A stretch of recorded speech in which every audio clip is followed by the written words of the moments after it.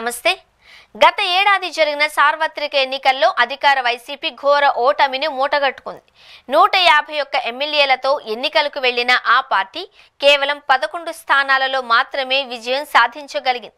అయితే ఓటమిపై వైసీపీ ప్రజాప్రతినిధులు అభ్యంతరం వ్యక్తం చేశారు. ఈవీఎం ట్యాంపరింగ్ జరిగింది అంటూ కొందరు వైసీపీ నేతలు తమ గళం విప్పారు.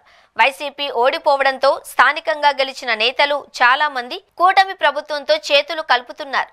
దీంతో పలుచోట్ల ఎన్నికలు అనివార్యమవుతున్నాయి. కడపతో పాటు తిరుపతి రూరల్, కాకినాడ రూరల్, పల్నాడు జిల్లా అచ్చంపేట, సత్యసాయి జిల్లా రామగిరిలో ZP chairman, MPP, vice MPP, ఉప సర్పంచ్ ఇలా పలు స్థానాలకు ఎన్నికలు జరిగాయి. సాధారణ ఎన్నికలకు ఏమాత్రం తీసిపోని విధంగా ఈ ఎన్నికలు జరిగాయి. అధికార ప్రతిపక్ష పార్టీలు పోటాపోటీగా క్యాంపు రాజకీయాలకు తెరతీశాయి. దీనిలో భాగంగానే వైసీపీ ఫైర్ బ్రాండ్ నగరి మాజీ ఎమ్మెల్యే, మాజీ మంత్రి రోజా నియోజకవర్గంలో జరిగిన ఎన్నికలలో వైసీపీ సత్తా చాటింది. విజయపురం మండలం వైఎస్ ఎంపీపీ స్థానానికి ఎన్నిక జరిగింది. ఈ ఎన్నికల్లో వైసీపీ అభ్యర్థి ఏకగ్రీవంగా విజయం సాధించారు. వైసీపీ అభ్యర్థి కన్నెమ్మ ఏకగ్రీవంగా ఎన్నికయ్యారు.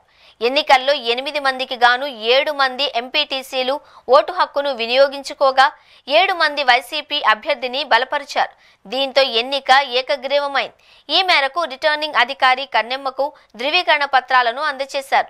ఈ విజయంపై మాజీ మంత్రి రోజా స్పందించారు. వైసీపీ క్యాడర్ కలిసికట్టుగా పనిచేయడం వల్లే ఈ విజయం సాధ్యమైంది అని రోజా పేర్కొన్నారు.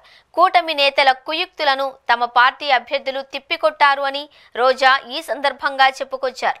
రోజా ఆదేశాల మేరకు వైసీపీ నేత స్వామిరెడ్డి, మండలంలోని వైసీపీ ప్రజా ప్రతినిధులు, నాయకులు, కార్యకర్తలు తదితరులు అందరూ కూడా ఎన్నికపైన కన్నెమ్మను శాలువాతో సత్కరించి శుభాకాంక్షలు తెలియజేశారు.